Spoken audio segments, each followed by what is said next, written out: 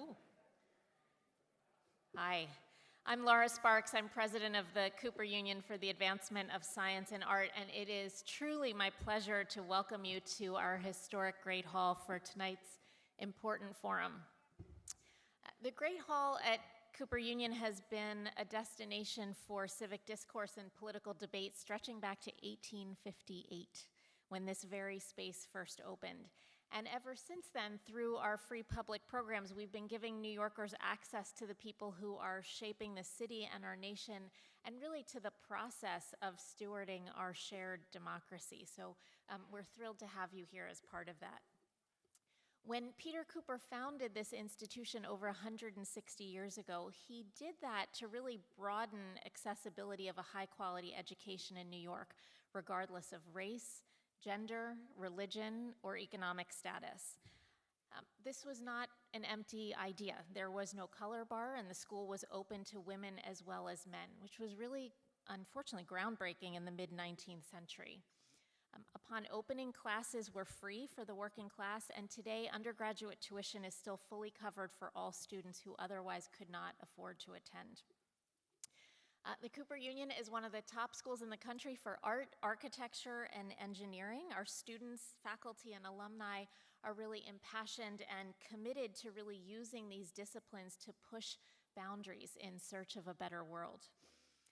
The environment obviously is a critical element in the practice of any architect, artist, or engineer, as well as the treasured backdrop that supports all of our lives every day. So we're pleased, because of that, to really host tonight's forum and to learn the viewpoints on pressing environmental issues from the candidates in the race for New York City's newly drawn 10th Congressional District, which, as you likely now know, includes Lower Manhattan, Cooper Square, and parts of Brooklyn. The New York League of Conservation Voters Education Fund, an important organization for bringing together New Yorkers around environmental change and sustainability policies, has convened the candidates tonight. And I'm pleased to introduce you to the president of this organization, Julie Tai. As president since 2018, Julie's priorities for the League have included expanding the use and production of renewable energy, greening the transportation sector, and reducing waste. In fact, due in part to the League's advocacy under her direction, the state legislature passed the Climate Leadership and Community Protection Act in 2019, among other pieces of legislation, to reduce emissions from the transportation and building sectors, and we're grateful for that work. Thank you all for making time to be part of this evening's forum, to be part of an engaged citizenry that is gathering together tonight. And please now join me in welcoming Julie Tai.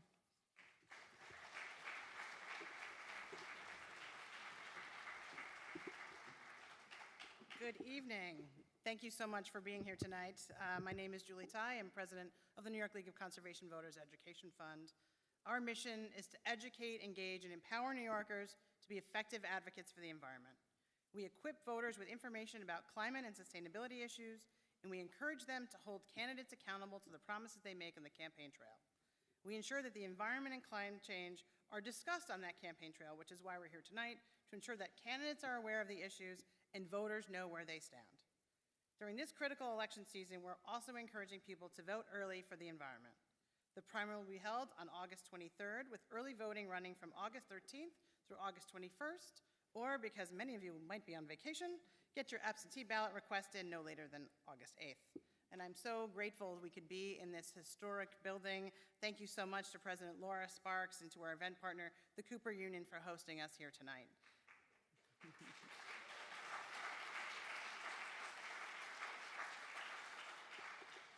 As President Sparks mentioned, the 10th Congressional District spans across downtown Manhattan and western Brooklyn. As we saw from Superstorm Sandy, this is a climate frontline community as it relates to sea level rise and the powerful storms caused by a changing climate. Coastal resiliency is a key concern as it impacts economic development, our quality of life, and our natural environment.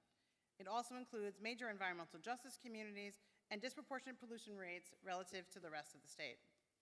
Some other challenges facing the district and, frankly, our entire country include building electrification, transportation emissions, promoting a clean energy economy with good union jobs, and many other issues. We look forward to speaking with the candidates about these issues tonight.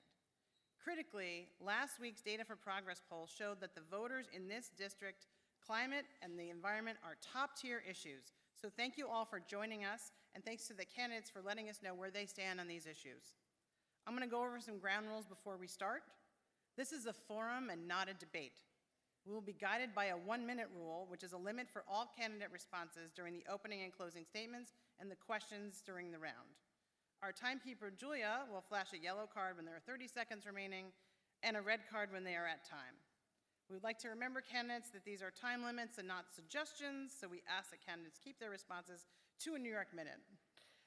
We want to make sure that we can hear from all the candidates and get to as many questions as possible. We'll also have some lightning round responses, questions that require very, very short responses. We do ask that the audience be respectful of all the candidates so they have a chance to hear the answers from everyone. We want to make sure that the environment is top of mind for candidates and voters, and I want to thank all of you for attending this evening.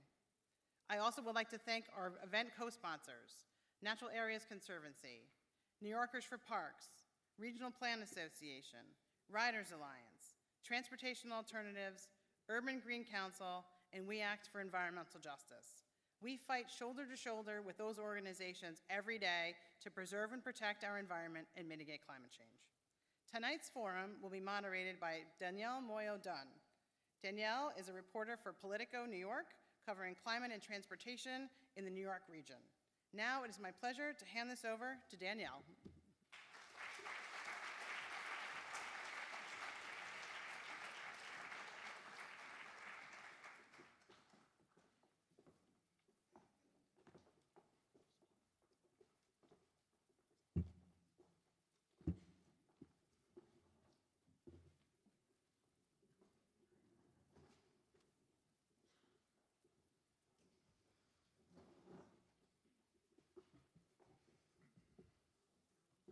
Hello.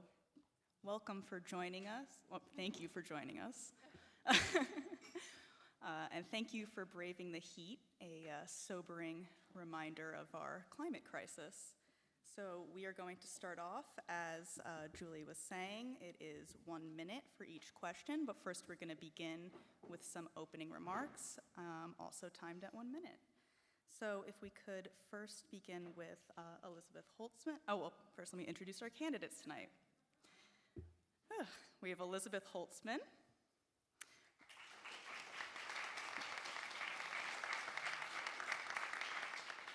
We have Peter Glason. We have Dan Goldman.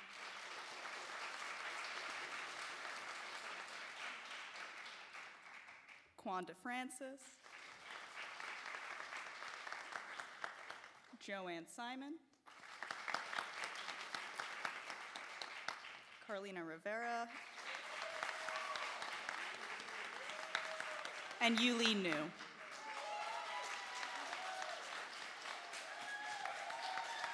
Thank you very much, all. Let's get started with our openers and turn it over to Liz Holtzman. Thank you very much. Few things are as important to our survival as climate and our environment.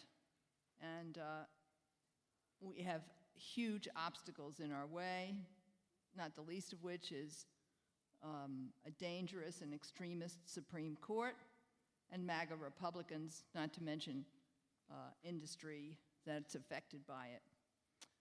I bring to this a long record of fighting for the environment. I have, as district attorney, created the first environmental crimes unit in New York State.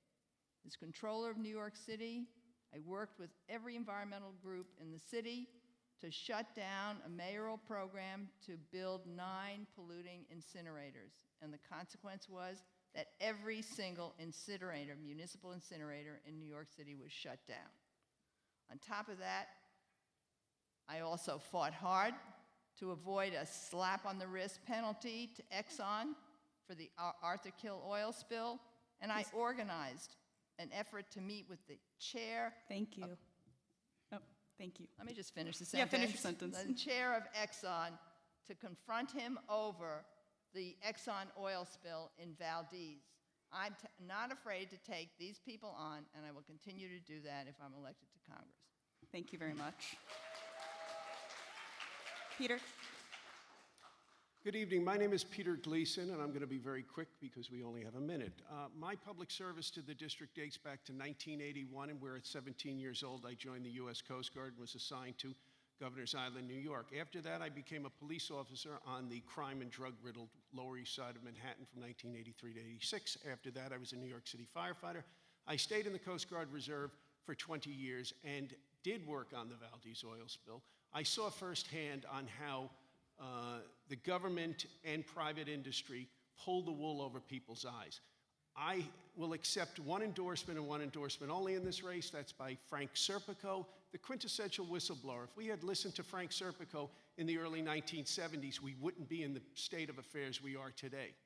I will do the same thing in Washington that Frank Serpico did in the city of New York. I will expose Washington for what it is. I need your help to do that. Thank you. Yes, Dan? Thank you. Thank you, everybody.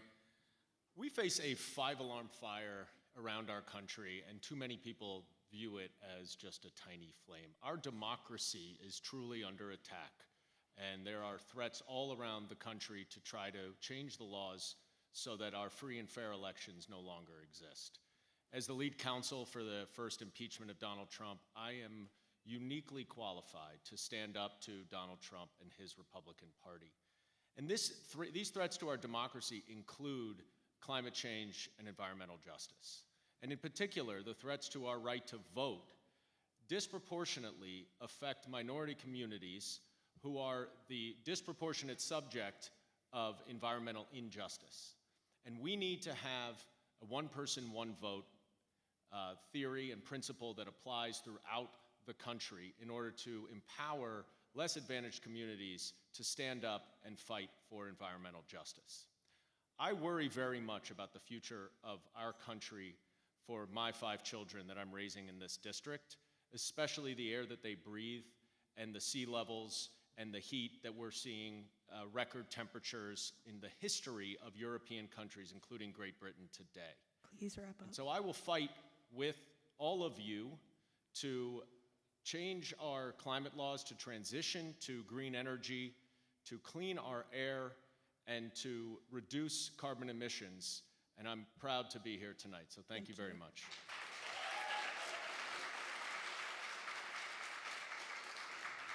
Kwanda, thank you. Hello, everyone. So my name is Kwanda Francis, very unique background in terms of working for the federal government as an emergency response official. I traveled all over this country every single time there was a natural disaster. I was on a plane in 48 hours, headed to that area to help the individuals from that community recover. And in the 4 years that I worked for the federal government, I traveled a lot to the same areas along the Mississippi River. The same areas were impacted by flooding, and there was no real core mitigation plan. The resiliency efforts were just non-existent.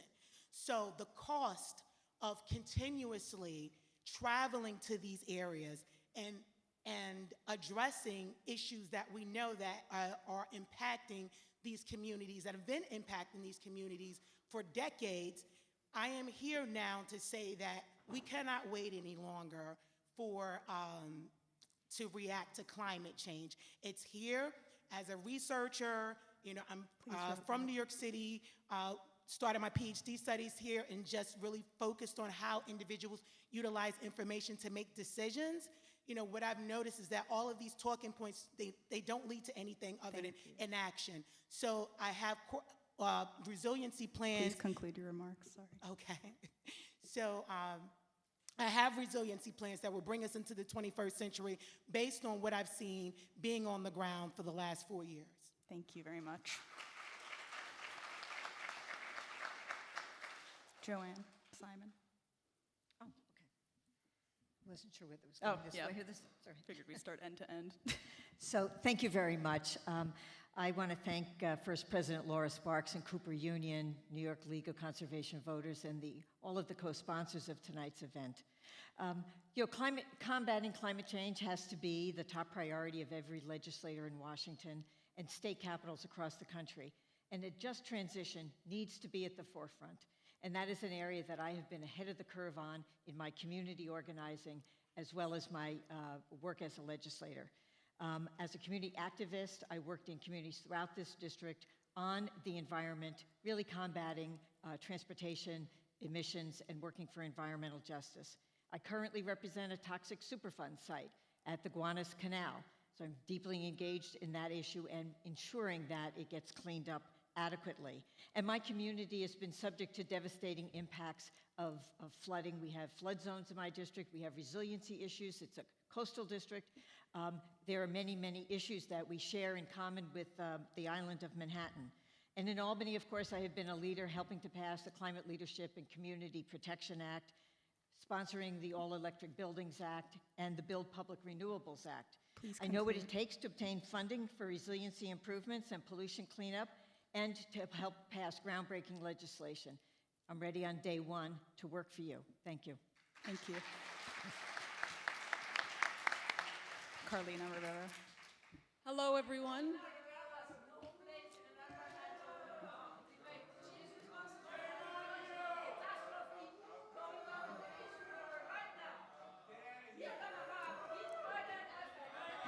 Thank you.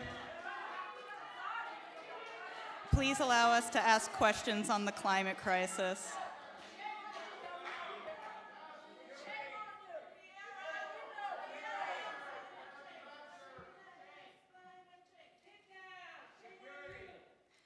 I'd like to remind everyone that we want to make sure we get to all the questions on the climate crisis. Please stay in your seats. Thank you. Thank you, Carlina Rivera. Don't worry, patience is my best virtue. I'm Carlina Rivera. I am a New York City Councilwoman, proudly representing the communities that raised me. Please be respectful. I grew up in Section 8 with a single mother. I am the proud product of a union household and the New York City Parks and Recreation Center. I went to my first TA meeting when I was a kid. I joined my community board, where I met my husband, no less, which is pretty historic, I would say. And I was a community organizer, organizing around housing, economic, and environmental justice before I ever decided to run for public office. I'm a fighter. Policy is personal for me, and that is how I lead. I've been an effective legislator. I've passed 24 pieces of legislation while in the council, and I've ushered in social resilient infrastructure projects that are the first of its kind in the city and this country. And yes, that is intimidating.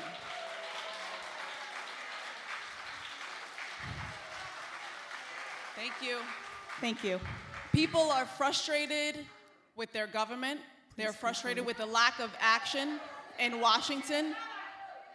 And the people who are fighting in this community, who are on the ground, who were disproportionately affected by Hurricane Sandy with 8 feet of water in their communities. Thank you, Councilmember. They are the ones who deserve climate and environmental justice, and those are the people that I stand up for every single day when I go in to govern. Thank you. We're now gonna, thank you. Last but not least, Yuh-Line. Hi, everyone. I just wanted to ask if everybody could just probably be a little more respectful of everybody. I really hope that we can have a really good discussion here today. Thank you so much to the League Conservation Voters for hosting us, and also for Cooper Square for allowing us to use this historic space. First off, I wanted to say that, I've already represented part of this district in the State Assembly for the past 6 years. 100% of my assembly district is obviously inside of this district, and, I am energized to help my city and my people tackle the huge challenges of the worsening climate. We know that we won't get any help from Republicans. They don't believe that climate change is real. And none of this is theoretical to me or for all of us, obviously, because we live in a frontline climate community where resiliency isn't just a buzzword, it's life or death. Lower Manhattan and Brooklyn have seen firsthand what happens when superstorms hit, and we've been flooding and storm surges every single year now with billions in attached repair costs. Every time climate change worsens, these storms, the bills for repairs goes up, and it's working families who are paying the price. I've been a leader in passing strong climate reforms that help our state, so much so that activists across New York call our plan the Green New Deal, with my last name NIOU as the new part. And it has been a privilege to, of course, receive the support of environmental groups, including Triage and the Sunrise Movement in my campaign for Congress. I am ready to treat this fight as a fight for our survival, because it is. And I will fight to pass the legislation needed to protect our people. Thank you very much. Okay. Let's get into some questions. I'm going to ask going forward, holding applause till the end, if you don't mind, to make sure that everybody gets a chance to answer. So to begin, we have a clean energy question. So New York State has set an ambitious clean energy goal of 100% clean energy by 2040, including 9 gigawatts of offshore wind. Yet, much of New York City, as well as the country, still relies significantly on fossil fuels. What would you do in Congress to help New York achieve its 100% clean energy goals and expand clean energy development and jobs in your district? For this one, we're going to start with Joanne Simon. So the first thing is passing the Green New Deal. I was proud to be part of passing the Green New Deal here in New York, and our Green Amendment to ensure people have a constitutional right to clean air, clean water, and a healthful environment. So that's number one. We also need to make sure that whatever we do, we advance labor rights and a prevailing wage, and that this is greater funding and support for communities that have long been overly burdened by the lack of emission-free energy. We also have to really work on just eliminating fossil fuels and not ensuring, or not promoting, fossil fuels in our environment. I'm very disappointed, for example, that the Biden administration has been really looking the other way on that and has been actively pushing to increase the amount of natural gas that we're using. So we really need to keep on top of that, and we need to speak out about that, and we need to ensure that the rest of our colleagues understand why it is so paramount. Those of us who live in flood-prone zones and have dealt with this flooding that's increasing constantly and have dealt with the environmental impacts and the asthma rates throughout our districts know how important this is, and we need to make sure that we talk about it all the time and bring that to the attention of everybody else who may be too willing to look the other way. Thank you. Carlina Rivera, please hold applause. Thank you so much. So there's a lot that we can do to get to clean energy by 2040, first of which is to set that ambitious goal and do everything in our power to reach it. Here in the city, what we've done is pass the city and country's first comprehensive approach to lowering building emissions, called the Climate Mobilization Act, which was passed in 2019. Not only did I vote and champion that piece of legislation, but I also voted down the amendment to weaken it. We need an intersectional, comprehensive approach to how we address climate change that does include passing the Green New Deal and the Green New Deal for public housing. Absolutely, climate change is not an issue for tomorrow. It is an issue for today. Our communities, our Black, brown, low-income immigrant communities, have been disproportionately affected. So what we have to do is move towards things like offshore wind, like electrifying our fleet of cars and moving towards greener infrastructure, something that I have done in my capacity as the councilwoman. We have to ensure that we're prioritizing mass transit, that we are really making sure that we have infrastructure that puts forward pedestrians and cyclists as really our priorities, and that we are looking for innovative solutions. We have talent in this city that we need to tap into, and we need to make sure that we're reaching our goals first and foremost, and not backing down, being fearless. Thank you. Yuh-Line, we'll go to you next. So anytime we talk about environmental legislation, we have to think about environmental legislation in not just like environmentalism, but environmental justice, right? We have to talk about the fact that there is environmental segregation, that there are things that are happening within our communities that really need to be addressed. I will say that, on the state level, we have done amazing things. I actually used to work for the EPA. Probably people don't know that, but I actually used to work for the US EPA under Lisa Jackson. So a lot of times we're talking about environmental justice in a way that is really trying to make sure that we're helping people have more access to things that are equitable environmentally.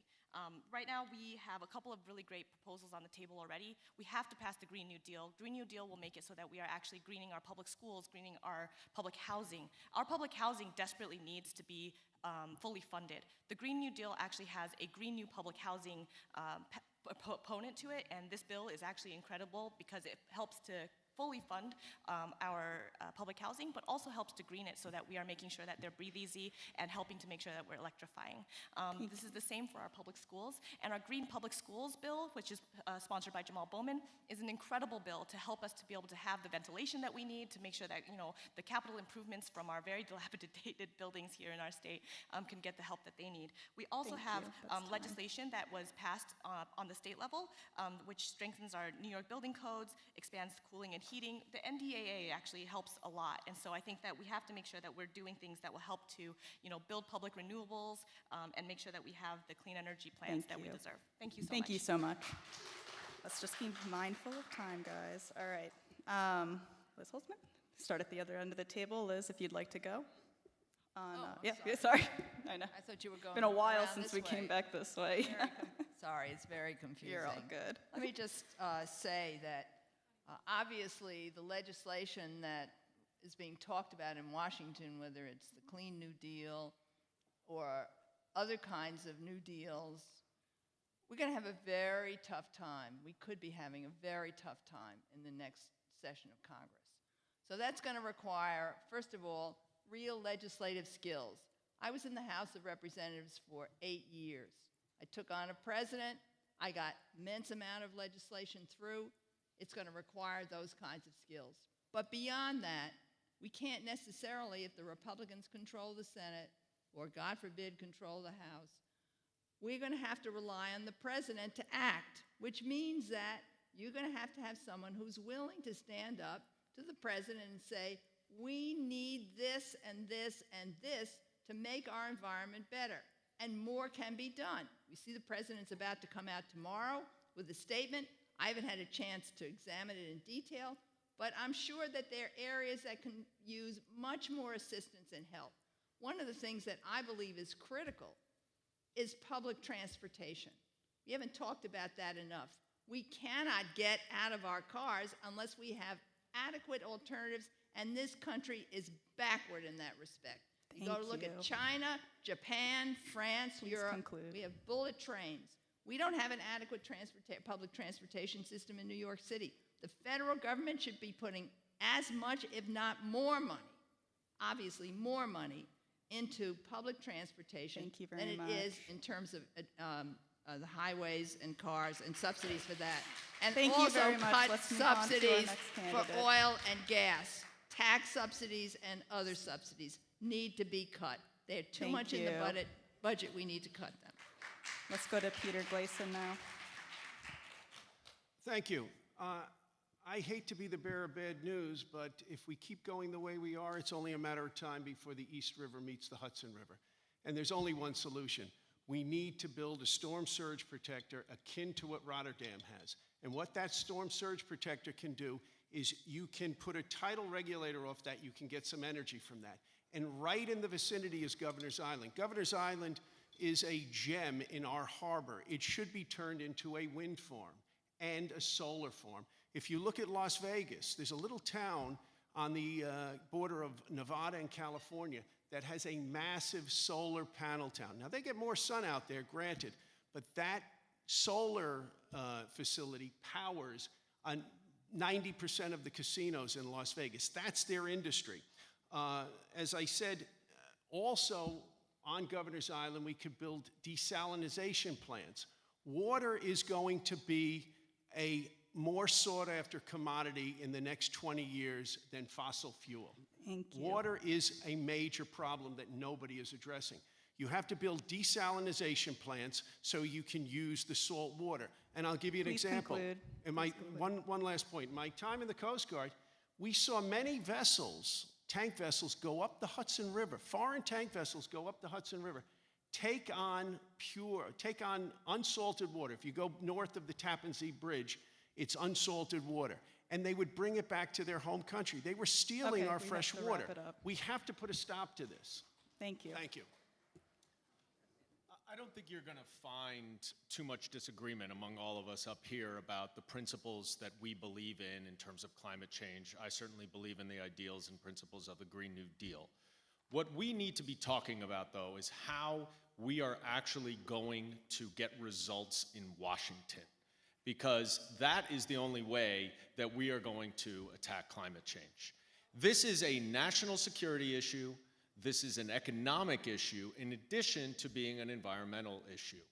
And we need to be creative and thoughtful. For example, I don't believe that the Republicans are opposed to programs that create jobs, that create energy independence, and that can help mass transit. And what we need to do is explain to them and be creative in how we put pressure on the Republicans to actually recognize that it's in their self-interest to invest in environmental change, because that will create jobs, it will reduce our reliance on fossil fuels, and it can incentivize renewable energy that we are going to need to rely on both government and private entities and private corporations to actually reduce climate change. The government cannot do it alone. And I have used those creative solutions in Washington, in proving the case against Donald Trump, and I will do that again in order to actually get some results to protect our climate. Thank you. Wanda Francis, please. So I believe we need to measure and track the dollars that are committed to climate justice. We also need a climate resiliency indicator, right? We need to measure the effectiveness of these plans, assess the level of climate resiliency in each state, and compare it to the policy preparedness. Again, with all of the dollars that are going into recovery, there's very little going into mitigation.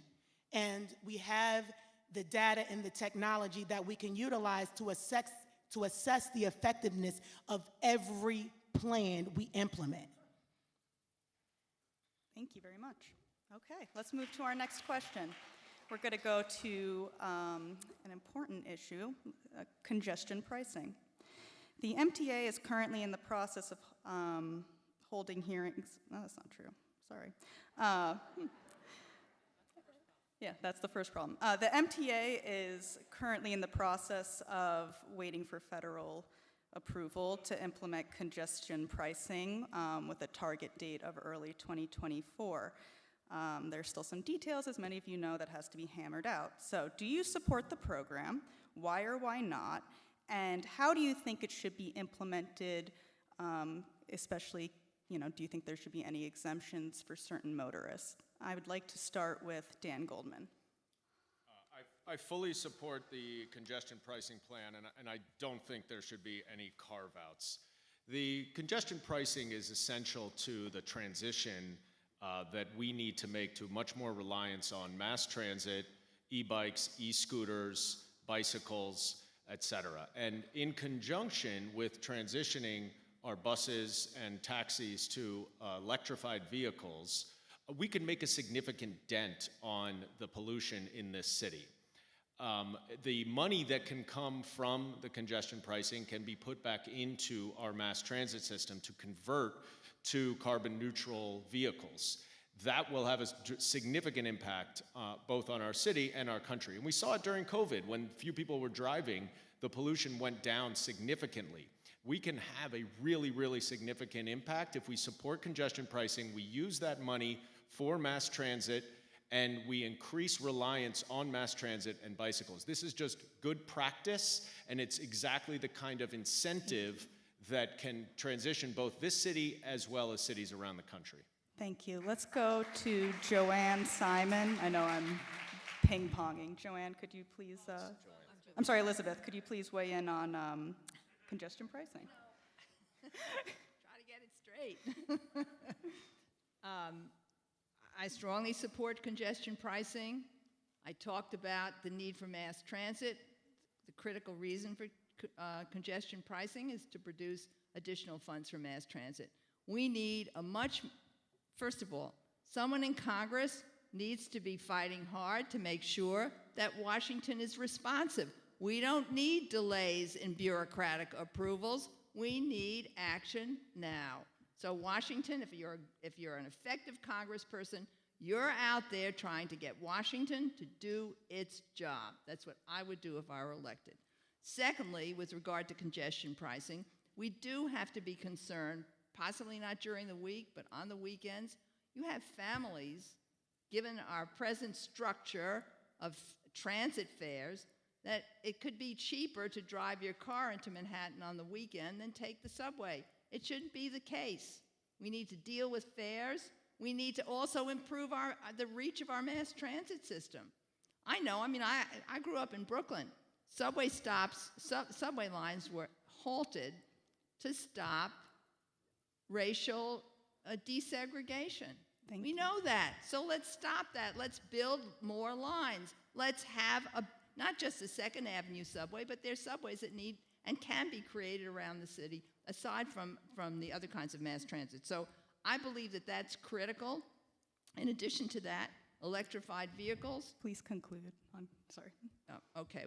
Well, I also think that this money should be used, not the congestion pricing funds, but federal funds need to be used for much more research on alternative energy sources and their use.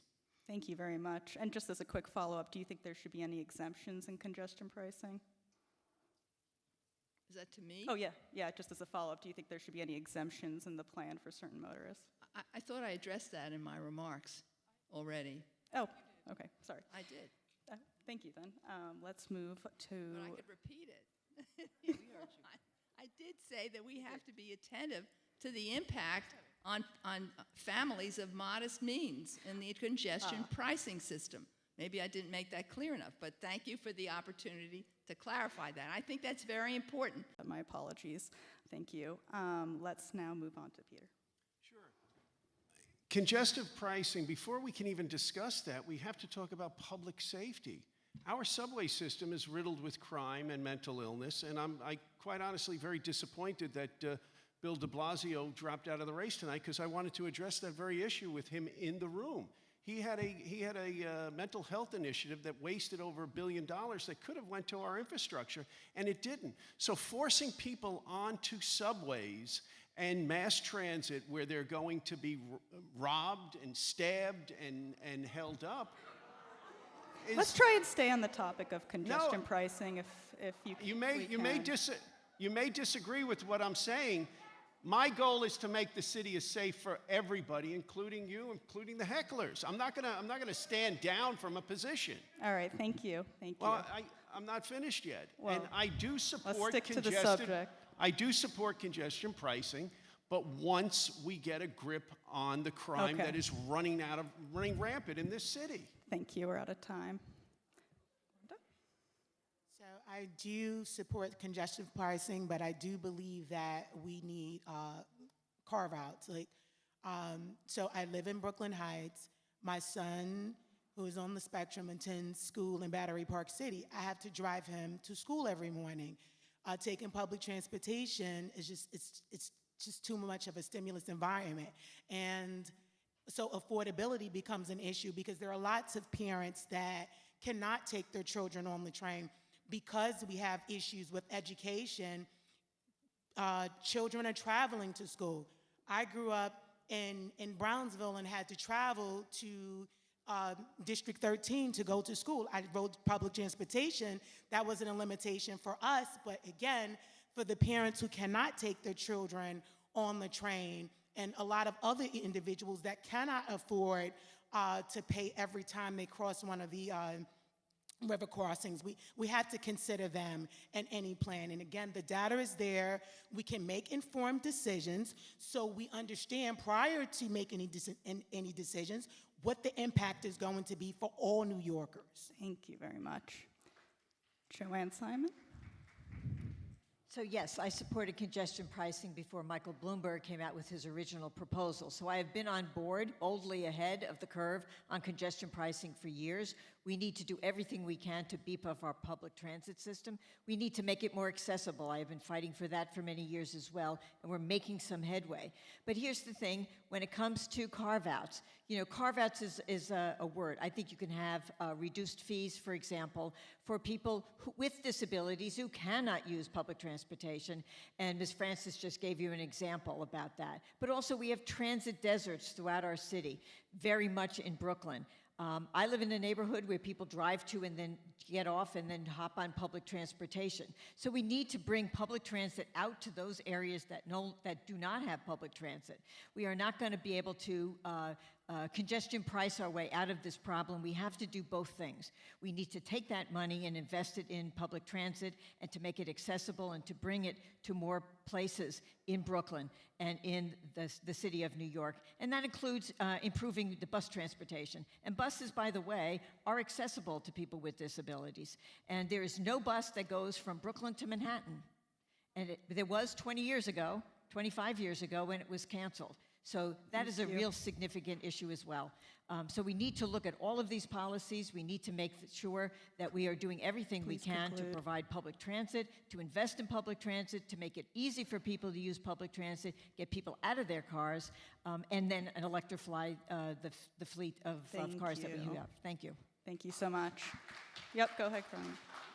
Thank you very much. So first, let me just say I absolutely support congestion pricing. I think your first point as to what the details are, many of us do not know, and so there is sort of a fear and anxiety over the actual implementation of it and how it will affect families financially, especially in a city as economically diverse as New York City and NY10 for that matter. I would say that the discounts, I know you are asking about carve-outs, but I do think that we should try to incentivize electric vehicles. And so if there is a discount for having an all-electric vehicle, something that is good for the environment, it's something I think that we should consider.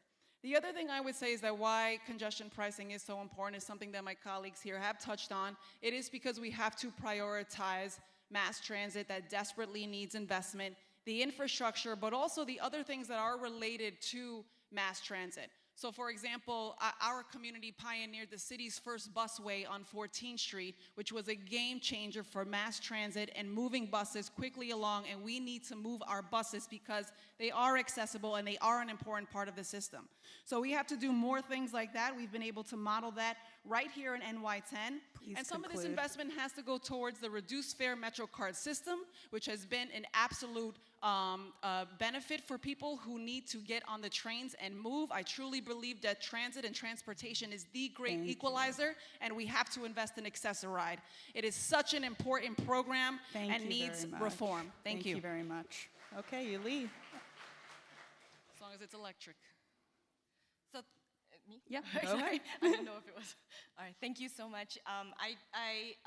Congestion pricing, is a bill that I actually voted on alongside a couple of other assembly members on here. I also want to say that with every single bill, we have to think about, the disability community. We have to make sure that we are talking about whether or not it's going to help with the racial justice factor, if we're going to help with economic justice, if we're going to make sure that we're having environmental justice in a way that is very, very holistic. Every single issue is a disability issue, and I want to center that because as somebody who lives with a disability, I will say that it's really important to do so.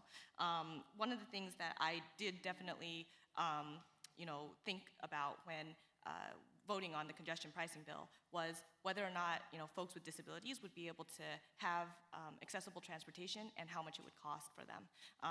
There are people who cannot take the trains.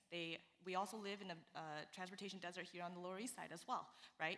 In the Lower East Side, there is parts where, besides the one train, F train, and the J train, there is then nothing east of a certain street. So I think that it's really important that we have, consideration for people with disabilities, people who are seniors, and then also people who are low-income families. And perhaps that should come in the form of a tax credit instead. Thank you. Thank you very much for that answer. Okay, we're now going to go to a question from the Cooper Union Climate Coalition. The Cooper Climate Coalition, an open body of students, faculty, and staff at the Cooper Union, facilitates conversations, events, and student projects within the institution that center the climate crisis and its intersections with races, classes, genders, sexualities, economies, and more. So here is their question. There seems to be a growing level of disenchantment among folks, particularly young people, who feel that they are most affected by the climate crisis surrounding electoral politics and Washington's ability to mitigate our country's worsening of the climate change effectively. So how are you thinking about this as you look to connect with voters, particularly our younger voters who are looking for more action on the climate crisis? I'm going to start on this side. We'll start with Yuh-Line and go this way. So I actually, obviously talk a lot with our young people who are in the Sunrise Movement, in Triage. These are young people who care deeply about the environment, and I think that one of the things that we really have to understand is that a lot of times people think that government is this thing that is out of their reach, really difficult to touch and access. And as a young person, when I was younger, I obviously felt that way. I felt like, there must be a big secret to accessing government. There must be a way that, somebody else knows that I don't know on how to make change. When I actually became an intern and then saw how government worked, I actually got to see that, actually there's just a lot of people who are in power who don't want you to know that you can have access to government, and that absolutely you can make change. And young people right now, they need to hear that there is no big myth and there is no big secret, and we have to break it for them. We have to tell them that they can advocate for themselves, and amazing organizations like Sunrise and Triage and the groups that fight for climate justice are the ones who are helping to break that myth every day. Thank you. Let's go to Carlina Rivera. Thank you so much. I just want to say that, young people are really the reason for every important civil rights movement in this country. Whether that's voting rights, climate change, their participation is absolutely essential. And so we also have to make voting more accessible and expand voting rights and voting access as much as we can across the country. When you see this right-wing agenda doing things like weakening the EPA and dismantling fundamental rights, it is easy to be sort of disengaged and mistrust government. I think what builds trust back in government is when you have people who are actually delivering for their districts and engaging them in the conversation. What I will say is that what we're doing in the East Side Coastal Resiliency Project is actually rebuilding a park and fortifying it for future generations so that our young people have a place where they can play and they can breathe, and that this is a park for the many, for our poor immigrant communities, and for generations to come. Thank you very much. Thank you. Joanne Simon, thank you. So, how do we get young people to believe in their government? That is a huge issue, and it is fundamental to achieving climate justice, and it is fundamental for their activation. So yes, they need a model. They need model of people who are honest with them. They need model of people who are forthright, who are thinking ahead of the curve, and who deliver for their communities, like I have done in Brooklyn. And the reality is that oftentimes young people are confused. We need to be there with them and help them. We need to be there and model good behavior and teach them what they need to know about basic civics. When we're out campaigning, we see so many people who go, I don't have time, I don't have time, I don't have time. Right? The reality is that there are too many people who don't pay any attention to their government and don't believe that there's a role for them in their government. And that's not just young people. So we need to change that consistently. We need to start teaching our kids about civics, and we need to ensure that everybody has a right to vote, that we do everything we can to oppose voter suppression, and to ensure that voting rights are expanded like we have done in New York State. We are trying to get more people to vote, because more people voting is a better democracy. And this country is all about democracy, and we have to preserve our democracy. And we're not going to do it without the young people. And we all need to be together in conveying that message to them. Thank you very much. Okay, let's go back over to this side. Liz Holtzman. I was fortunate enough to be in the South during the early days of the Civil Rights Movement. And what inspired me was seeing young people who made the change. They weren't frightened by the cattle prods, and they weren't frightened by the dogs. And without their courage, it would never have happened. And I think what we need now is to inspire young people to feel that they can stop what's happening in this country. Someone said this is not the time. You're wrong. I saw young people stop the war in Vietnam. It was young people who did that. It was young reporters on the Washington Post who had the guts to stand up against Richard Nixon.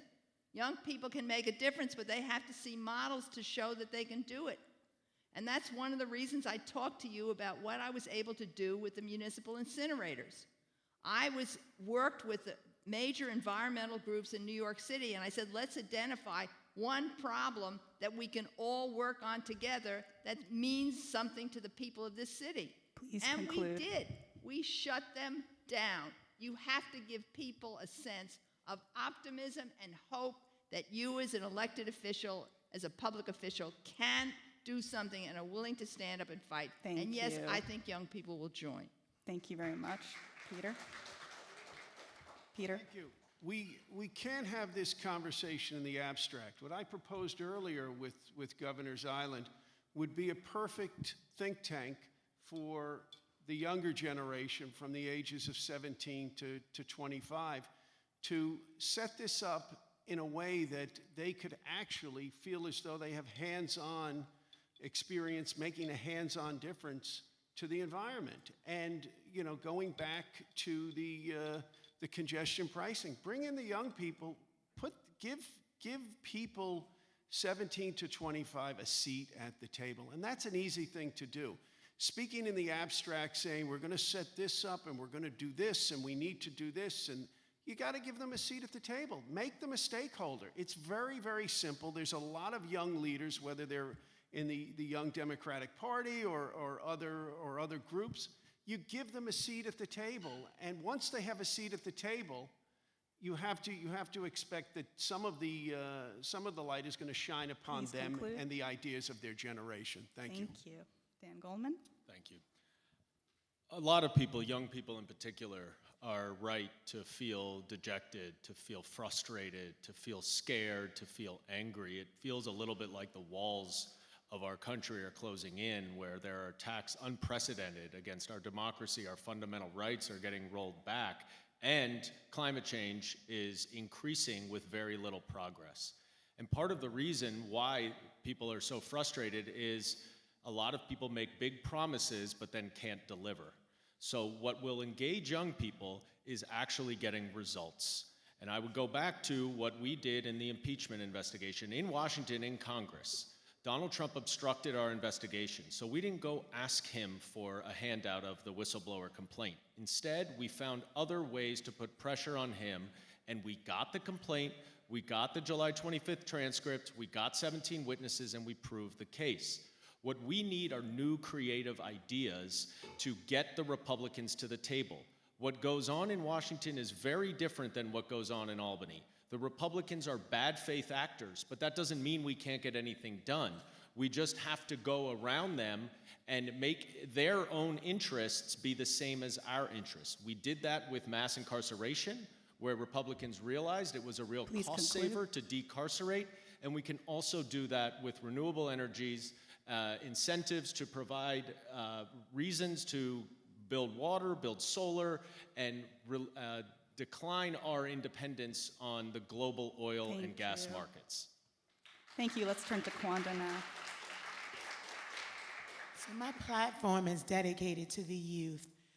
Being pregnant, homeless, a victim of domestic violence at 17 years old, I just remember the incredible amount of despair I felt at that time and what it took to get out of those circumstances and overcome tremendous adversity. To now have over 6,000 unique volunteers that are young people from colleges all across the country. And what we are doing we're working to help them utilize their language to get individuals in their communities involved. If you want change, you need to send people to Congress that understand the needs of the people, that will amplify the voices of the individuals and the communities. And in order to do that, again, you have to be on the ground to understand the unique experiences of individuals in the community. I went to Chinatown. When they said we don't want jails, I heard them loud and clear. I understand when we talk about divestment in areas, it's all interconnected. And right now, like, these policies are affecting my upward mobility. I'm here because the policies that are in place are affecting me, and they're pushing me backwards. And they're pushing these kids backwards. Thank you. Thank you very much. Okay, we're going to move to some lightning round questions. Just answer quickly, nothing, crazy. To keep it quick, I'm going to keep it the same format for all. We'll go down this green table and then down this other table. So first one, do you compost? And if so, how do you handle your compost? Let's start, Kwanda. Yes. And how do you handle it? Again, research, looking at the data, and seeing how we can sort of measure the effectiveness of that. Oh, I just meant, like, how do you get rid of it? Like, do you use the curbside program, drop it off per curbside programs. I have to look at everything that they have in place, but I think the curbside program right now is the most effective. Thank you. Let's keep going. Yes, I do. I do it through the city's or building system. Thank you. Yes, through the building system. We have curbside composting, and I compost. Thank you. Let's keep going. Yuh-Line. So the Downtown Alliance down where I live has a particular box that you can throw them into. So yes, I put all of it into a bucket in my fridge, and then I throw it into the composting receptacle, and you have to wait to make sure that it goes through. Okay, Carlina. I put it in my freezer, and just so it doesn't get smelly. But so yes, I do. I bring it to the Lower East Side Ecology Center at Union Square Park, which will have a permanent home in the East River Park, and I support universal composting and curbside composting, and I think the city should fully fund the program. Thank you. Let's go on to Joanne Simon. Please, guys, please be quiet. Thank you, Joanne. Yes, we compost, curbside composting, and we also have solar. Great. Okay, we're going to do the same order again. When was the last time you took mass transportation, and what was it? Kwanda? Mass transportation, 2 years ago, right before the pandemic, so March 2020. Thank you. Yesterday, the subway. A few days ago on the subway. I came here on the subway. I also came here on the subway. I took the 6th line. I took the R train to get here. I take the subway every day. Thank you. Thank you. I drive a hybrid, though. But It's got to get you some charging stations. And last lightning round. What is your favorite park in District 10, Kwanda? Brooklyn Bridge Park. Hudson River Park. Duane Park. Veranda Park.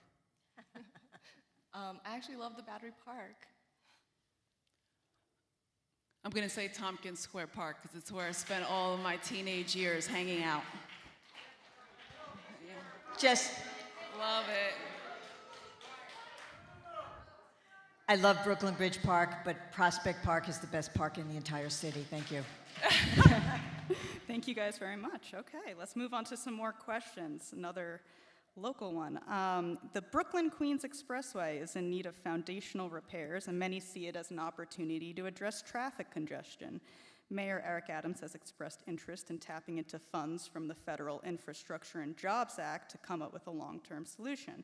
So how would you work with city and state officials on a plan for the BQE?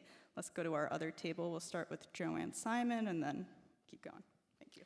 So on the BQE, I've been working on the BQE for quite some time, working with city, state, and local elected officials. this current issue with the triple cantilever, it needs to be replaced because it's going to fall off a cliff. And we need to make sure it doesn't fall off a cliff until we have a plan and that we actually shore it up in order to make the plan and work the plan.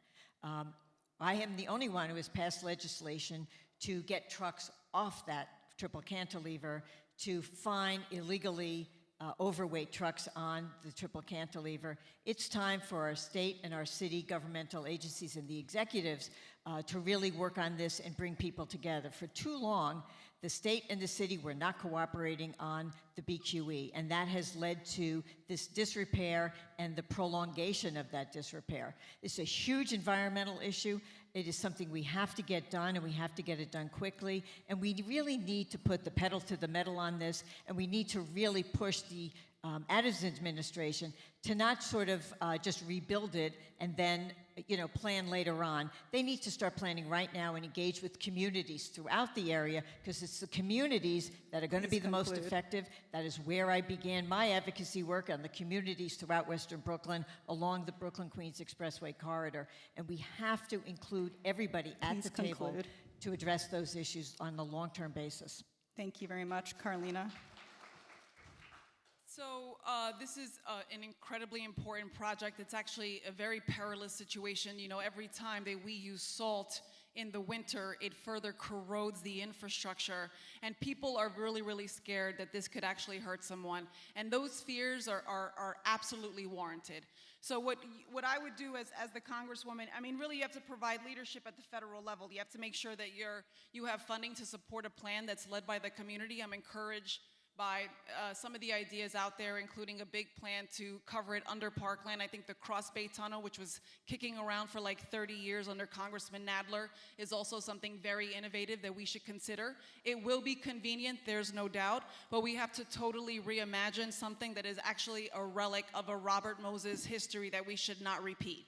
So I would be working with community stakeholders to ensure that we're doing something and we're leading that fight together, and we do not have a highway that highly utilized going right through our city. It's not appropriate, and we should reimagine it 100%.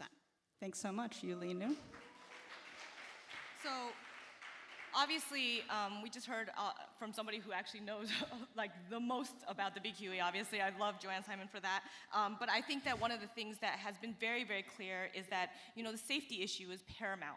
The safety issue for people is paramount, and the climate itself is changing and making more and more dangerous every single day, the BQE situation. And right now, what we need to do is we need to make sure that there's clear transparency. There's clear transparency between our state government, our city government, our federal government, and our communities. I think that our communities have severely been left out of a lot of the discussion around the BQE, and so I think that that's one of the biggest things that has to happen. Obviously, on a federal level, we have to make sure that there's enough funding to make sure that we actually have the right solutions for the BQE. Thank you very much. Let's go to Liz Holtzman. We'll start with Liz. Thanks. Okay, thank you. Obviously, working with the community is a critical thing for a congressperson, but I think the other thing is to make sure that the issues of transparency are clear. Congress isn't going to, Congress shouldn't be funding these projects without a very clear sense of what's happening. So you can play a role, even though primarily some of the work is being done at city level and state level. I also want to say that the issue with regard to the BQE has to do primarily with the problem of basic transportation that we have ignored for so long by subsidizing trucking and cars. We do not have, for example, and this is something Jerry Nadler, and actually I did that before him, supported the idea of a rail freight tunnel which would reduce the amount of trucking in New York City. So I actually got legislation through the Congress forcing the Port Authority to do a study of it. They didn't want to do a study, and I left Congress before they finished, so I couldn't review and criticize the study. But that's the kind of thing we have to be looking at, too. How do we cut back on car traffic and on trucking traffic as part of this solution? Yes, we can do something wonderful with the BQE, but if we still have all these trucks coming in here, it's I won't say Band-Aid, but it's not enough of a solution. This is an opportunity for us, actually, as a country, to start addressing the basic problems here. Thank you very much. That's what I would do. Thank you. Ms. Holtzman's entirely correct. She supported and she was working on this rail tunnel, and that is part of the solution to the systemic problem we have in this country with our infrastructure falling apart. It's not only in New York, it's throughout the whole country, and we need to keep our supply chains over. Everybody here has noticed how the prices at the checkout counter have gone up, maybe doubled in some cases. We need to address our infrastructure. Our bridges and our tunnels are falling apart. That, if it affects interstate commerce, it is a national issue which Congress must address. And we need to really, and maybe bring in the insight from the last question of our youth to give us some solutions to this. Thank you. Thank you, Dan. With the BQE and the triple cantilever in particular, we can reimagine both the city and we can reduce emissions. And we can, as Ms. Holzman said, we should absolutely increase rail freight, and we should also have more water freight to reduce the amount of trucks and large vehicles that are carrying significant weight. But even in addition to that, we need to figure out a way to reimagine the whole thing. And the best way to do that is to figure out a way to make the roadway go underground, which with parkland on top. That way we're increasing public spaces, we're increasing parkland, we are creating a much more beautiful setting without seeing the triple cantilever underneath the promenade, which is such an important part of Brooklyn Heights. And that way we can resolve, I think, a lot of the same issues. It will take money, it will take time, it will be disruptive, but this, is, to me, is probably the best way to do it. Thank you. And Kwanda. Yes, so the BQE is in desperate need of repair. We need to do something. I just ran an election and won an election district, and all everyone is talking about is how it's very dangerous to walk underneath the underpass on Geronimo Street because you're scared that you can possibly be hit by debris. And the plan to sort of extend the life of the BQE for 20 years is just not going to work. And this is what I mean about mitigation, right? We have the data and the information to make better decisions, but that's not happening. We need to bring our infrastructure into the 21st century, and we need people that understand that. We've done everything we can. People have spent all of this time in school, accumulated all of these student loans. It is time to put people in position that know what they're doing and that understands what's at stake, utilize the data, implement so we can have results instead of, again, just more talking and plans that extend every election season. Thank you very much. Okay, let's move to our next topic. We're going to do this one on parks. COVID-19 pandemic has underscored the need for quality open space and outdoor recreation. And right now here in New York, we have a bill awaiting the governor's signature of protecting 30% of the lands and waters by 2030. So do you support this goal, and what are your concrete recommendations for addressing disparities in access to open space? Let's start with Liz Holtzman, and we'll go down. Okay. Well, I'm a big supporter of open space and parks and their usefulness. By the way, when I was assistant to mayor of New York City, I started the whole program of putting safety matting under playgrounds so that our children could be safe as they played. So I'm very committed to that. The federal government could be supporting that and should be. It's not necessarily just a state issue. Congress just added $27 billion to the military budget. When I was in Congress, I introduced something called the Transfer Amendment. I was on the Budget Committee. And I had a program to transfer money from the military budget to jobs, housing, parks, and the rest. Wasn't passed. We have these desperate domestic needs, including for additional parks in the city, not only mass transit, which I talked about before.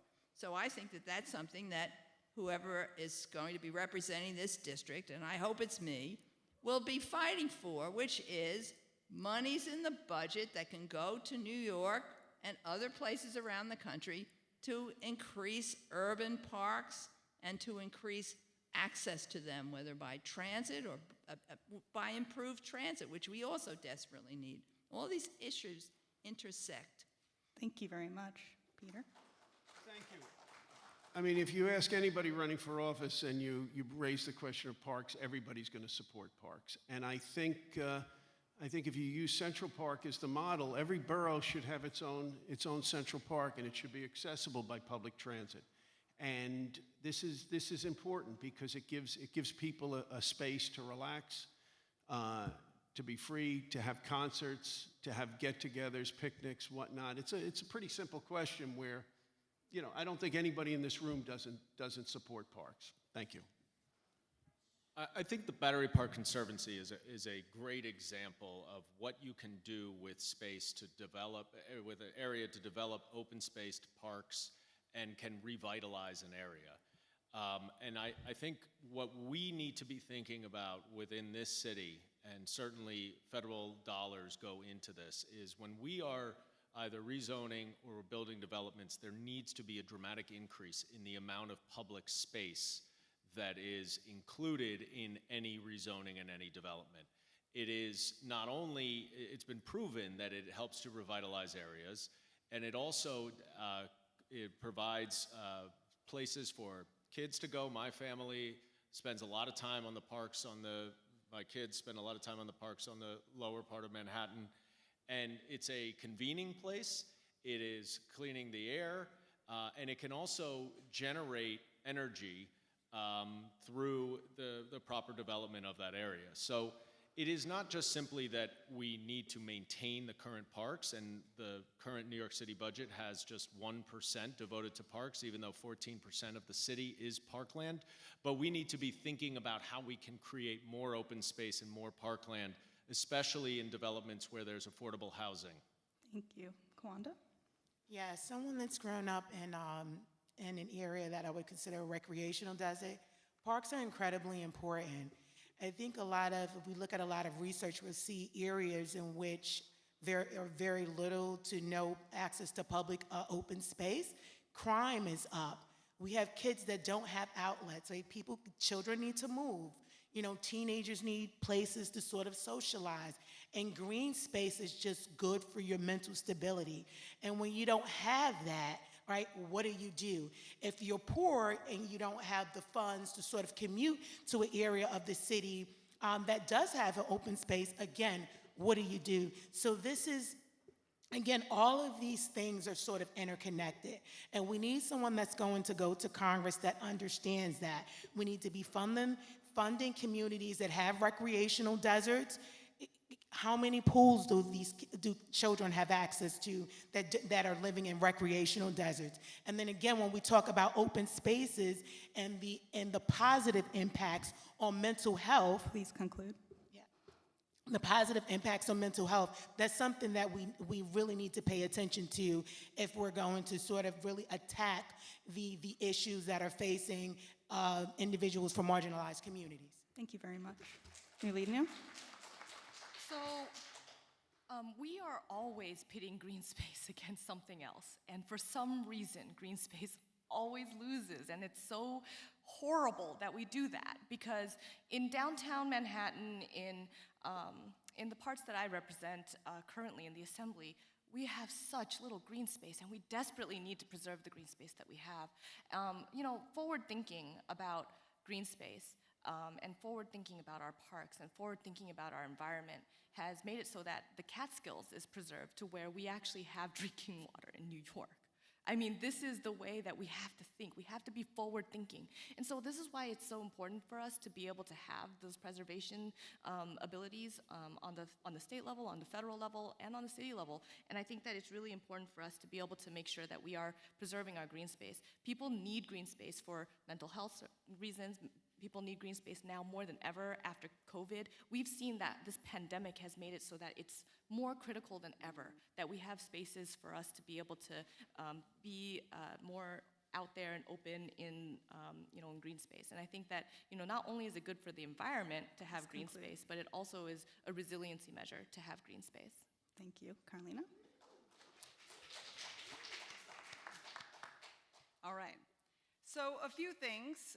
One, we absolutely need to invest in our park spaces, and the more that I meet people who live in low-lying areas, they are always asking, where is the investment to ensure that we keep our park space open and make it more resilient to the effects of climate change? We've done that on the east side, and we have to do that in other places like Red Hook. It is urgent.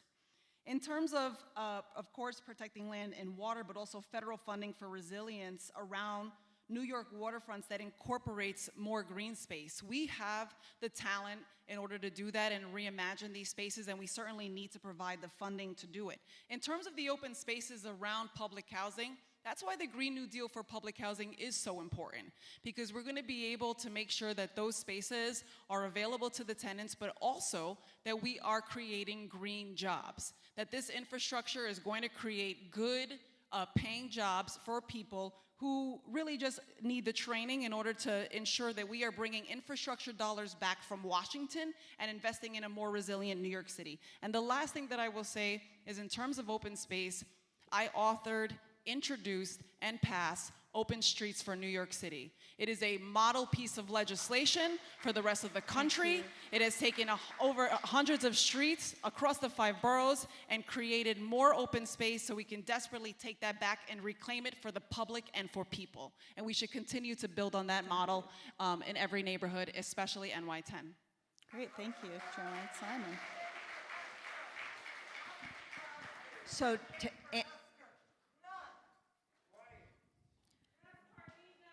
So to answer the question about the Quiet, 3030 please. bill, Hold on. which is, I think, what started Thank that. you. Go ahead. So, yes, I was a sponsor of the 3030 bill. I've actually presented nationally through the National Caucus of Environmental Legislators that I've been an active member of.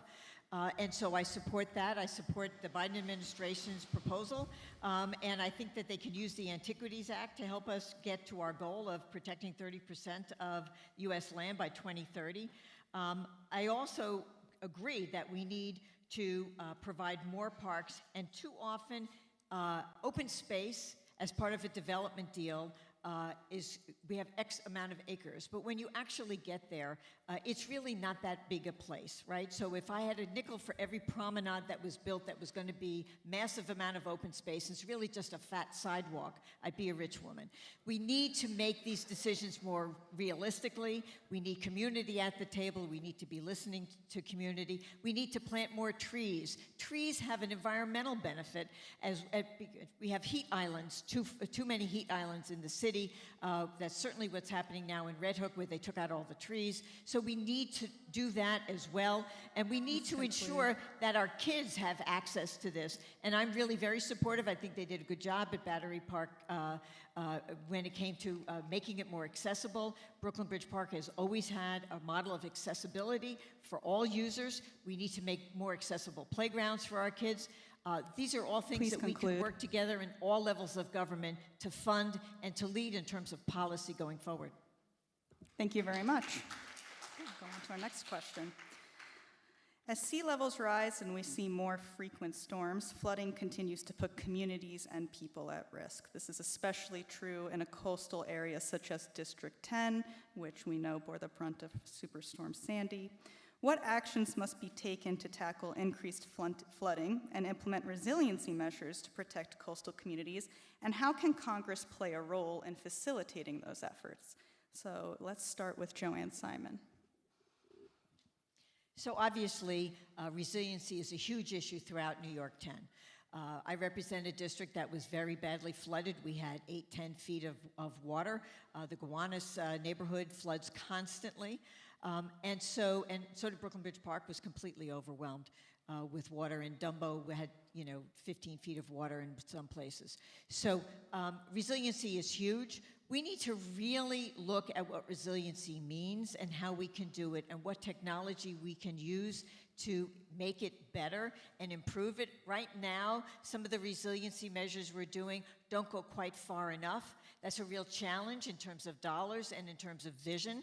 So we need to keep changing our vision and moving forward with our vision for resiliency. I've been working on these issues both in the Gowanus as well as throughout my district, which borders the the water of both bridges come into my district, because we need to put funding to that. We need to have climate policy that government drives and that we push the executive to keep driving and to make those agencies actually step up to the plate. I have seen too many agencies, city, state, and federal, who aren't actually doing what it is they're supposed to be doing, and we need to be there to keep them accountable and to keep pushing them forward on that. Thank you. Carlene Rivera? Well, thank you so much for this question, because, you know, making these decisions and dealing with what is an extremely difficult time right now, we all know that climate change is not an issue for tomorrow. It is affecting us today. On October 29th, Monday night, 2012, a storm hit this city that killed 44 people. It is going to happen again. And that water disproportionately affected low-lying communities. And I will tell you that the almost 10,000 families that live along this waterfront, that live in public housing, that are low income, that have been historically underserved and underinvested, came to make a decision and say, how do we ensure that this doesn't happen to us again? And so we have to ensure that there is communication, that there is effective management, and that we do better, that we take the lessons that we've learned from something like Eastside Coastal Resiliency Project, and we do better. What I will tell you is that we just cut the ribbon on the floodgates on 23rd Street to show progress. That is government delivering. That included over $300 million in federal funds that our community won in a national competition called Rebuild by Design. That was a model in community engagement, and that is how we move forward to ensure that we do it better and we do it the right way.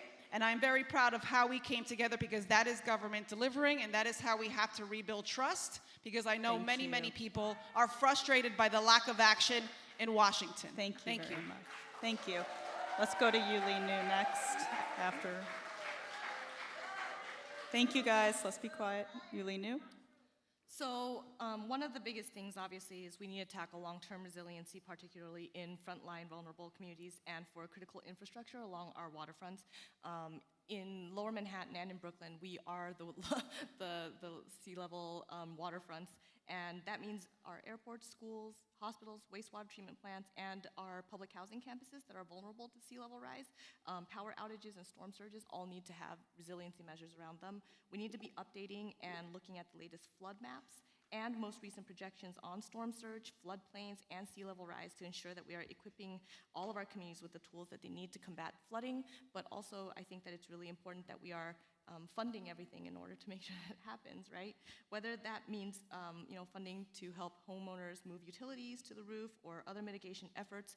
We know, as we saw during yesterday's storm, that storm surge is very much proof that we cannot wait to get ready, because this is a emergency for today.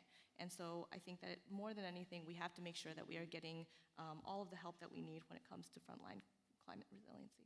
Thank you. Let's go over to Kwanda to start. I am going to say this again, mitigation. We have some countries that have reduced their flood risk by over 60%, and we need to look at what they're doing. Again, we're using technology in a lot of different creative ways, and we need to look at ways to, again, not just reduce the likelihood of flooding, right, but also really assess the impacts of flood. We talk about Red Hook, and I've been on the ground in Red Hook. I worked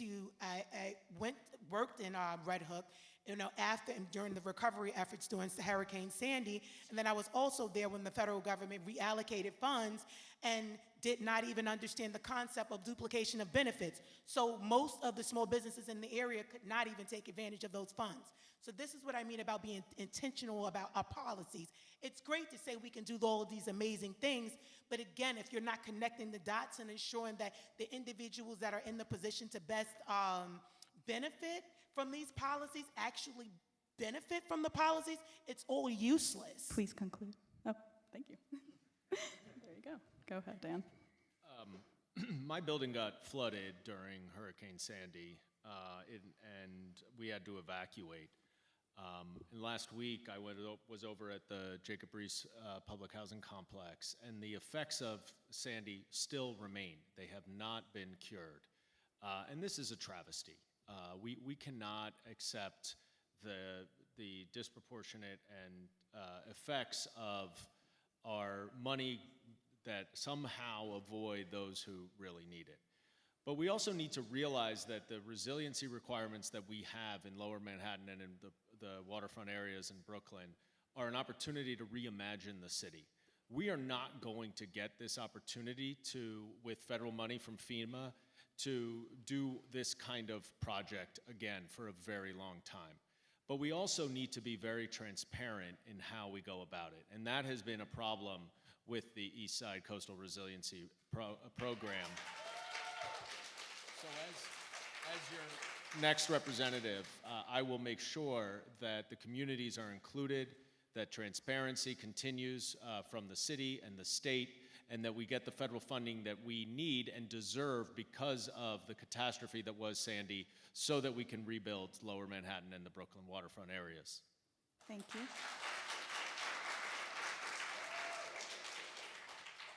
Thank you. As I mentioned earlier, it's not a matter of if, it's a matter of when we have another Superstorm Sandy. And we need a storm surge protector. It's really that simple. You don't put a Band-Aid on a gaping wound where you need stitches. And this is beyond stitches. The triage is over. We've lived through Superstorm Sandy. We need to put a storm surge protector. This is a matter of national security. We could work with European engineers who already devised, set up, and installed the storm surge protector in Rotterdam, along with the Army Corps of Engineers.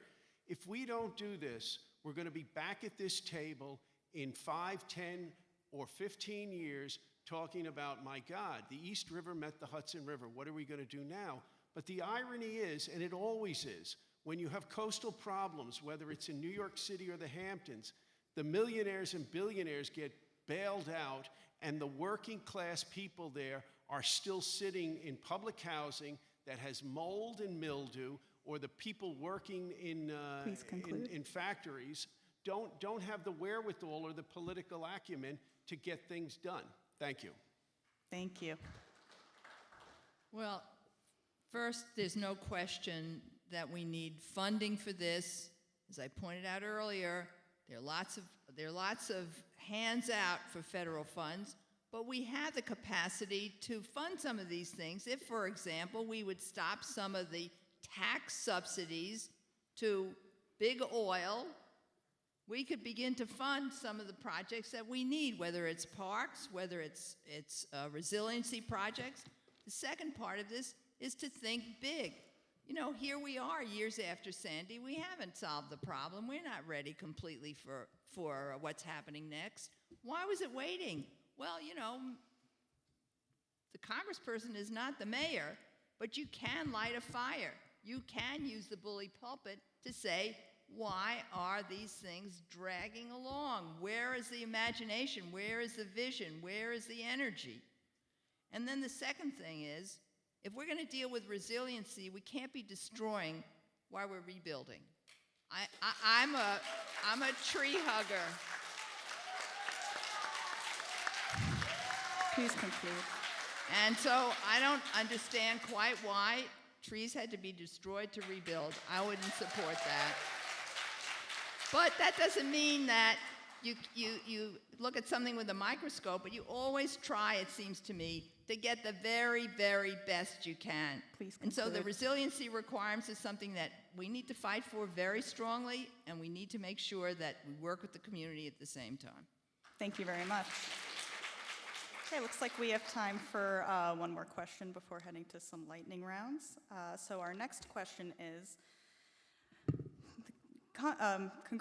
District 10 is home to many environmental justice communities, and as we know, these are communities that are disproportionately impacted by the siting of of power plants and other polluting sources, such as waste transfer stations. What are your concrete recommendations for policies that will provide climate justice to our city's most vulnerable populations? To begin, let's begin with Joanne Simon. Thank you. So, the environmental justice communities throughout this district are communities that have been not at the table. So, number one, I think it's important that every elected official, and certainly in Congress, I will be this elected official, be honest with communities, make sure communities are at the table, that they have the information they need, and that we are driving the policies of environmental justice and a just transition from fossil fuels. That, you know, I remember advocating against those incinerators, for example.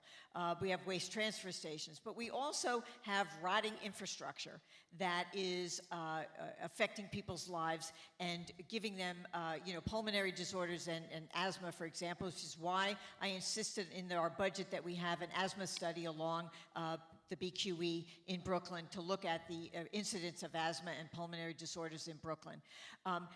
You need to have someone who's going to be honest about whether or not you're building on marshland. That's one of the big problems in Gowanus. You know, the marshland knows it's still marshland, even though it's been filled in for 100 years, right? And so Mother Nature is going to make sure that we know what's going on. And we have to listen to Mother Nature. We have to listen to our communities. We have to empower our communities by including them in everything we do and being honest with them and forthright about insisting on transparency and holding those agencies accountable. Thank you. Carlina? Absolutely. I completely agree. The controversy around ESCR was a few things. One is it's the first project of its kind in the city and in this country, and it's a $1.5 billion investment. The second thing I would say is that the communication and the ineffective management by the mayor's office created a year's worth of no communication and a very, very divided community that just desperately wanted information and transparency. Why I'm proud of our community is because we come together to try to find solutions and to recognize that environmental justice is incredibly important. And so for those of us who came around the table to try to move forward on a plan, do not discount the opinions, expertise, the fears, and the contributions of our NYCHA Tenant Association leaders and the people that are disproportionately affected by this plan. Do not discount community board members, environmental justice leaders, arts and climate activists, and every single local elected official in the downtown area supported this plan. They're just sometimes too afraid to say it. I am clear, I am direct, and I am uncompromising. And sometimes you have to be a little bit bold to take care of your communities. And that is the type of Congresswoman that I will be. Thank you very much. Quiet. Quiet, so we have time for questions. Thank you very much. Yuh-Line, would you like to comment on environmental justice? Yes, I would. So I often look, again, at every single issue from an intersectional lens, and climate justice is obviously, no exception to that. We need to address climate issues also as racial justice issues, as disability justice issues, as transportation justice issues, because climate policy spans across these categories and affects all of us. Obviously, the people who are often the most affected are often the folks who have the least amount of voice in this process, in all of the things that we're working on. And I think that, we know this because, for example, our public housing is built by design right next to our highways. That means that kids are more prone to asthma. Kids are also more prone to, our schools too. And kids are more prone to asthma. Kids are more prone to being, exposed to toxic air pollutants, et cetera. And I think that it's so important that we have the ability to be able to have an understanding that, we need to center the folks who have the least voice in all of these conversations. Thank you. Let's go to Liz Holtzman. Thank you. I mean, it's still shocking that despite all the revelations about the public housing problems, that they haven't been fully addressed and resolved. I mean, I don't get the sense that government is impatient enough about this, and that we're demanding that government act in a way that's humane and just and fair.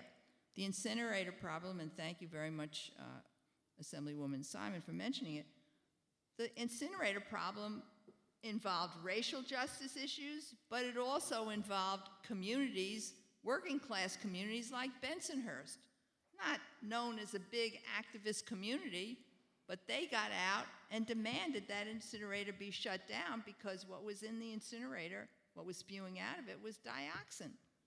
Well, we can't allow that to happen. We just can't. And so I think what's really critical here is the kind of partnership between the elected official and the community. I mean, it's true, 10th district, 750,000 people, hard to mobilize people together, but there has to be this partnership to start demanding action, whether it's on getting more transportation, dealing with a plan. Where is the plan in New York City or the MTA Please to deal with the conclude. transit deserts that we have? Where is it? Why haven't we seen it? We need Thank to you. have a real impatience for action, and we need to have a passion to get the job done. And climate is Thank kind of you. the centerpiece of focusing our attention on these issues. Thank you, Peter. Thank you. I think there's a more fundamental issue here. We're all Democrats on this stage asking you for support. We need to support one another as Democrats. And the Democratic Party has been very divisive. There's been interlopers within the Democratic Party, for instance, the Working Families Party. That's not the Democratic Party. No, that's fine. You can disagree with me. We're Democrats. We're not Working Family Party members. What has the Working Family Party ever done for workers or for anybody? I'm going to ask you to stick to environmental No, well, justice.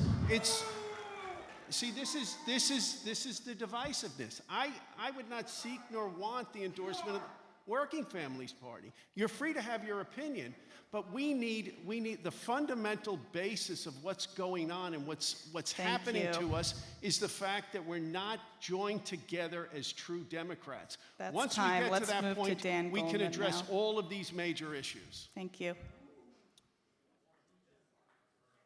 So environmental justice is directly tied to voting rights and representation. And our voting rights around the country are under attack. There are voter suppression laws, and generally speaking, in our history and now with laws around the country, marginalized communities have not had the same say in their own environments because of partisan gerrymandering and because of these restrictive voting laws.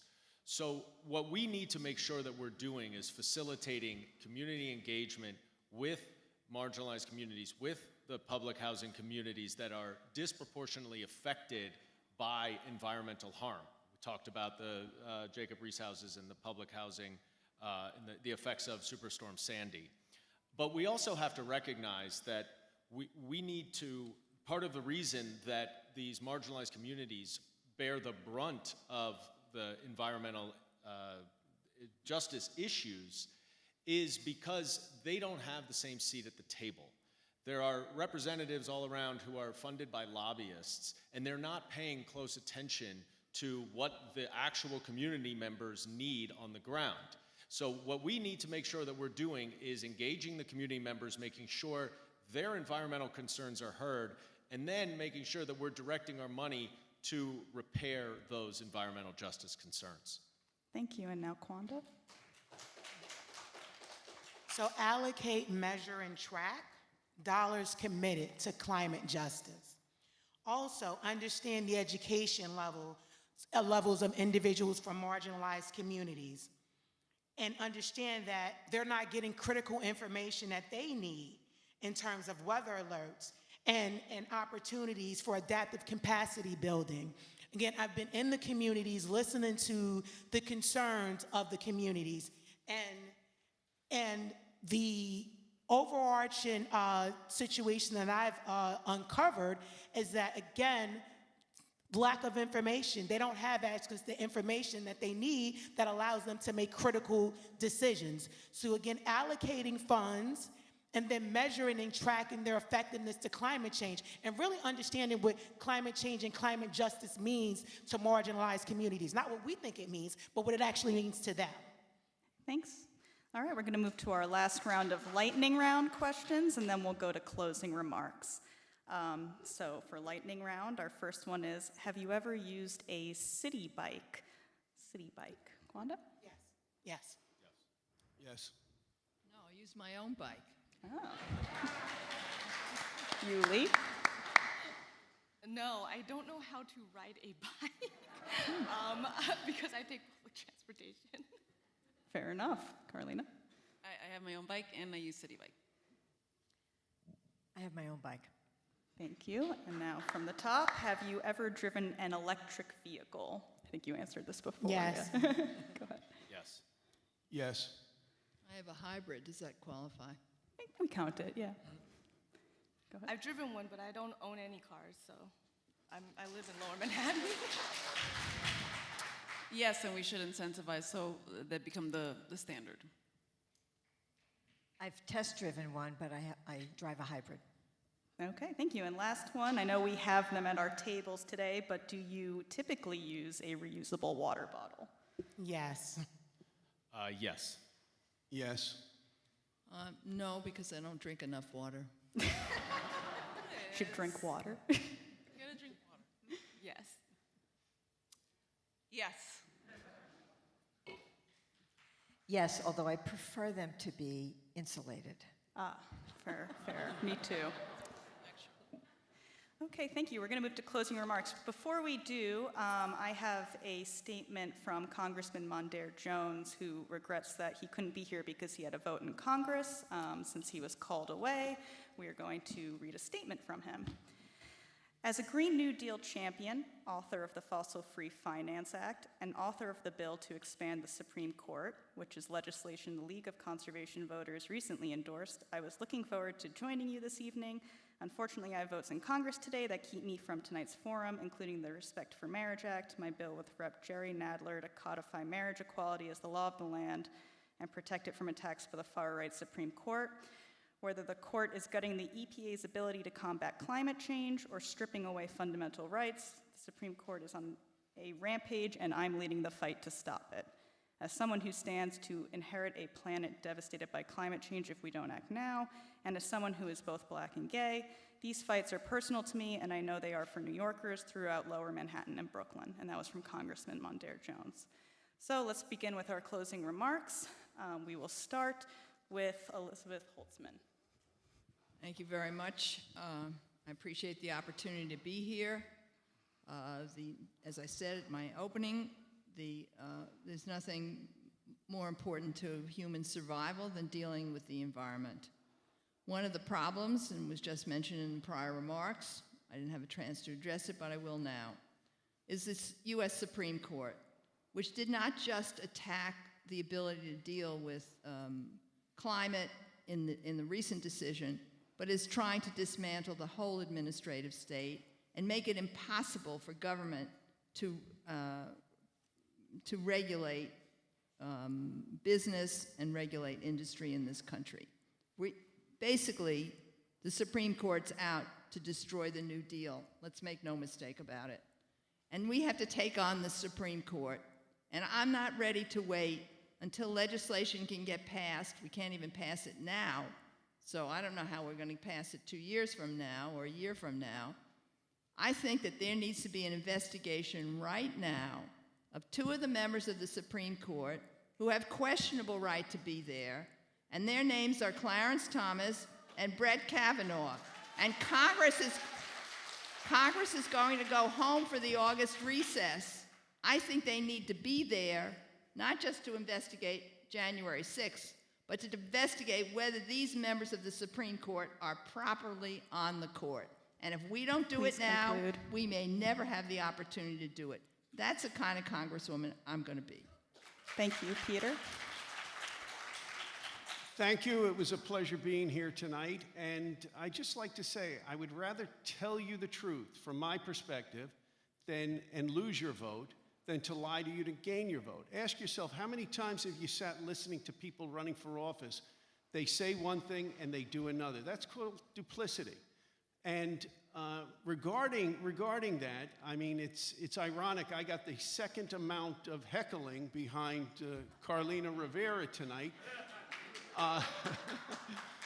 You know, the founding father of our country, George Washington, said, "I cannot tell a lie, I cut down the cherry tree." Carlina, some free unsolicited advice. Admit it was wrong to cut those trees down and move on. Thank you, Dan. Thank you. Let's move on. We are seeing from the January 6th hearings how much our country is under attack from within. And it's not over. January 6th was the beginning, not the end, of the threats to our democracy. Donald Trump still remains in control of the Republican Party, will likely be the nominee, and is trying to steal the next election. And without our democracy, we cannot have climate change legislation. So that's the first thing that we need to protect and defend, and I am the one to do that. The second thing we need is, after we do that, we're going to need to figure out a way to get solutions and to get results so that we can move forward so many of these policies that we all agree on. We have to recognize that the old playbook does not work anymore. And we can scream from the rooftops here about all of these proposals we have, all of these plans we have. But if we don't have creative strategies and solutions to actually get something done, none of it actually moves forward in Washington. And we have to recognize that we are not dealing, as Ms. Holtzman was dealing with in the 70s, with a good faith Republican Party. They're not interested in legislation. But we can put pressure on them through their special interests, or we can show them why it is in their interest to pass some of these renewable energy incentives and laws and to convert to renewable energy so that we can remain as a country energy independent, not dependent on China, Middle East, Russia. These are all things that we can come to the table on, and that's what I will do as your representative. Thank you. Let's go to Kwanda Francis. So I am here, and I like to consider myself a daughter of New York. And I needed a lifeline, and I got a lifeline, and now I am looking to give back. Increasing voter turnout. I share my story because so many young women around the world feel heard. I was just recognized as one of 10 women in the world in business to watch. Just considering the fact that just 18 months ago, I was sitting at a desk facing racial and gender discrimination, and it made me angry because I worked incredibly hard to get to that point, to have someone tell me, we're not going to promote you to a job that I probably shouldn't have been in the first place. But it was all I had access to because I did not have connections. I didn't know who to go to. And now, with amplifying my voice, I'm amplifying voices of women and girls all over the world. I'm here to awake a sleeping giant. You know how we get our democracy back? We vote people in that understand that are going to prioritize the needs of the people. And if they're not going to do that, they need to be unemployed. They don't need to be in Congress. Thank you. Let's go to Yuh-Line. Yuh-Line? Sorry, I was thinking that would be China. So there was an issue that wasn't actually brought up in the forum, so I just kind of wanted to address it a little bit. But, you know, I was actually one of the pushers of a bill to ban fossil fuel emitting crypto mining operations. I think, yeah, we have to be talking about fossil fuels. We have to be talking about, you know, some of the direct impacts to our communities right now. We have to make sure that we're directing federal dollars to make a new innovative leader of our state in green tech and climate tech, and we have to make sure that we are ending subsidies to polluting companies. We have to make sure that polluting companies are bearing the financial burden of the horrible things that they've done, right, to make it so that, you know, there's so much damage to our environment. And I think that right now, we need courage to do that. We have such a need for folks to, you know, actually put effort, right? Like, we don't need people who are so busy saving their seats that they're afraid to speak up against these corporations and companies. We need people who are willing to save our people, right? And so I know that I will bring the courage that is needed to make sure that we make the change that we need to see in Congress. So thank you so much for being here tonight.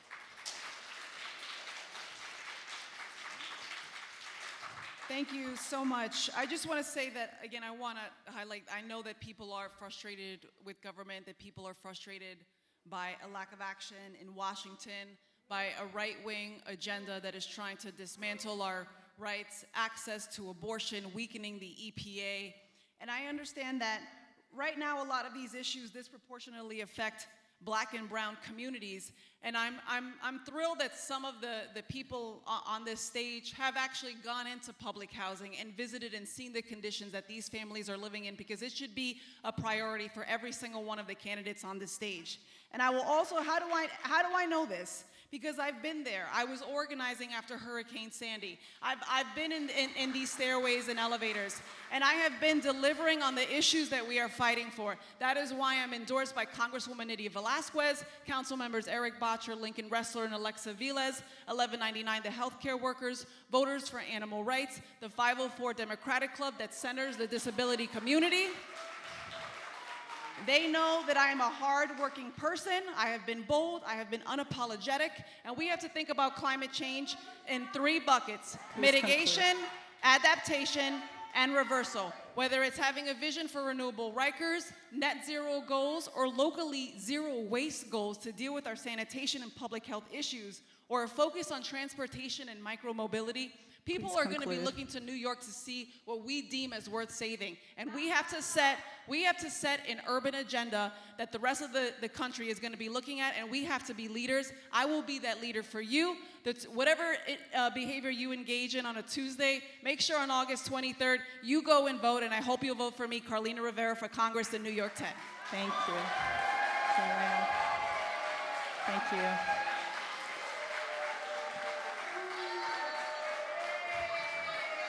Thank you. Let's get to the end of our forum here. Thank you very much, Joanne Simon. Thank you. Thank you. Quiet My in name the is audience, Joanne please. Simon. I'm a former disability civil rights lawyer. I am a former teacher of the deaf and a progressive legislator. I believe we need a thoughtful legislator in Congress that is beholden to no one but community. That is who put me where I am today. That is where my heart is and where it will always be. I've been an abortion counselor. I've been in the room holding the hands of women as they've undergone their procedures. This is something I take very seriously and very personally. We right now have a Supreme Court that doesn't believe you have a right to do to your bodies, to make decisions about your body. It doesn't believe we have a right to protect ourselves from guns. It doesn't believe we have a right to clean air. And next term, they've already taken a case that will tell us we do not have a right to clean water. You need legislators who will be there pushing for all of these issues for you. That is what matters. My life's work has been about elevating and including the voices of marginalized communities. That has been what my work has been about. I've certainly spent plenty of time in public housing. My cousins grew up in public housing. I was in public housing all the time when I was a kid. So the reality is you need people with experiences that understand people, understand communities, and work with everyone. That is my history. That is what I have done, and that is what I will do for you in Congress. Thank you. Thank you very much. Thank you all for coming to tonight's forum. And we'll have Julie Tai sign us off. Oh, this is yours. I was going to take your remarks. Thank you so much for all of the candidates tonight, to Joanne, to Carlina, to Yuh-Line, to Quandra, to Dan, to Peter, and to Liz for all coming tonight. It's so important that you got to tell everybody in the audience, both here as well as who are watching live on Twitter and who will be able to watch later on our YouTube page, about where you stand in the environment. We hope you learned some things about where the candidates stand. If you tuned in late or want to rewatch this, again, it'll be posted on our Facebook page at facebook.com/NYLCV and on our YouTube page at youtube.com/NYLCV. Most importantly, please remember to vote. Take our pledge to vote early. Remember that the primary is being held on August 23rd. Early voting starts on August 13th and runs through August 21st. And again, because I know many of you will probably be on the beach or camping or out in the woods, i.e. not in New York City, on August 23rd, make sure you get your absentee ballot request in no later than August 8th. Please follow us on @NYLCV on Twitter, on Facebook, and Instagram for updates. And if you're not already on email list, please sign up. Thank you again to Cooper Union for hosting us in this beautiful facility. And thank you all for caring about the environment. Thank you. Have a great night.